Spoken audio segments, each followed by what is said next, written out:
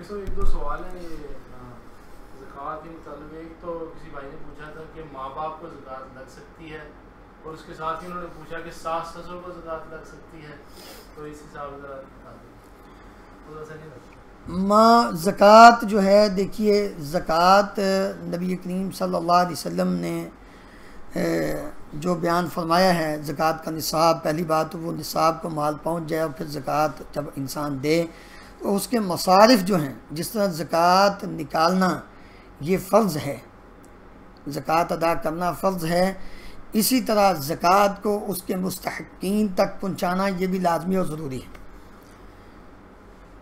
زکوٰۃ کے مستحق کون لوگ ہیں؟ سورہ توبہ کی آیت نمبر 60 میں اللہ تعالیٰ نے 8 مصرف بیان کیے.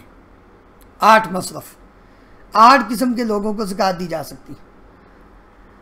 ان میں جو زیر کفالت لوگ ہیں وہ شامل نہیں, ان کو زکوٰۃ نہیں دی جائے. بیوی کو, بچوں کو زکوٰۃ نہیں دی جا سکتی. اسی طرح یہ توہین ہے ماں باپ کی, یہ والدین کی انسلٹ ہے کہ بیٹا یا بیٹی ان کو کیا کریں, زکوٰۃ دیں. ماں باپ کا تو انسان ساری زندگی حق ہی ادا نہیں کر سکتا. اگر اپنا سب کچھ لٹا دے, اپنا مال جان سب کچھ لٹا دے, ماں باپ کا حق ادا نہیں ہو سکتا. چاہے جا کے انسان کے اندر یہ سوچ پیدا ہو کہ وہ اپنے ماں باپ کو زکوٰۃ دے, یہ اس کا ضمیر کیسے گوارا کرتا ہے. اس لیے وہ حدیث بھی انسان کو سامنے رکھنی چاہیے. جس لڑکے نے آ کر, جس بیٹے نے آ کر نبی صلی اللہ علیہ وسلم سے یہ یعنی شکایت کی تھی کہ میرا باپ سب کچھ ہی میرا مال لے جاتا ہے, تو آپ نے کیا فرمایا تھا؟ انت ومالک لابیک. وہ باپ حق پر تھا, اس لیے نبی صلی اللہ علیہ وسلم نے اس کو فرمایا تھا.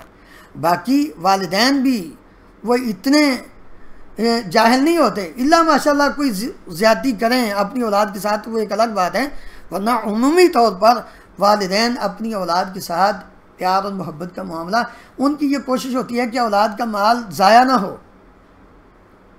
تو نبی صلی اللہ علیہ وسلم نے اس کو کیا فرمایا تھا؟ انت ومالک لابیک. تو کہتا مال, تو بھی, تیرا مال بھی سارا تیرے باپ کا ہی ہے. آخر والدین کی وجہ سے ہی انسان اس مقام تک پہنچتا ہے, ماں باپ کی تربیت ہوتی ہے, اور آخر ماں باپ نے ہی ان پر خرچ کر کے ان کو پڑھایا, ان کو یہاں تک پہنچایا ہوتا ہے.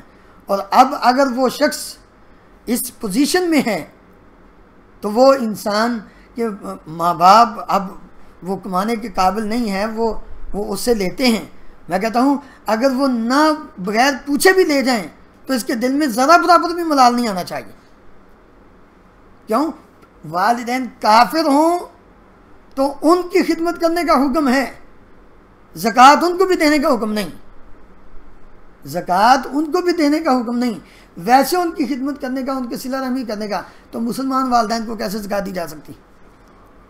جہاں تک سسر اور ساس کا مسئلہ ہے تو وہ بھی ماں باپ ہی ہوتے ہیں. سسر اور ساس وہ بھی ماں باپ ہی ہوتے ہیں. اللہ تعالیٰ نے کیا فرمایا؟ حرمت علیکم امہاتکم وبناتکم واخواتکم وعماتکم وخالاتکم وبنات الاخت وبنات الاخ وبنات الاخت وامہاتکم اللاتی ارضعنکم واخواتکم من الرضاعہ وامہات نسائکم. جو تمہاری بیویوں کی مائیں ہیں, مطلق آپ نے کسی عورت سے نکاح کر لیا, مطلق کسی عورت سے آپ نے نکاح کر لیا اور اس کے بعد آپ نے اس کو طلاق دے دی, آپ اس کی ماں سے نکاح نہیں کر سکتے, وہ تمہاری ماں بن چکی. کسی عورت سے آپ کے باپ نے, یعنی آپ کی ماں کے علاوہ کسی اور عورت سے آپ کے باپ نے صرف نکاح کر کے اس کو طلاق دے دی, آپ اس سے نکاح نہیں کر سکتے کیونکہ وہ آپ کے باپ کی بیوی ہے. وَلَا تَنْكِحُوا مَا نَكَحَ آبَاؤُكُم مِّنَ النِّسَاءِ. اس لیے ساس وہ ماں ہے, سسر وہ باپ کی حیثیت رکھتا ہے. اگر وہ محتاج ہیں تو ان کو زکوٰۃ نہیں, ان کی خدمت کرنی چاہیے. زکوٰۃ کے جو 8 مصرف ہیں, زکوٰۃ صرف انہی میں دی جا سکتی ہے. ان مصارف میں زیر کفالت لوگ نہیں آتے, اور زیر کفالت میں سب سے پہلے زیادہ حق ماں باپ کا ہے. بیوی بچوں کے ساتھ ساتھ ماں باپ کا حق ہے. جی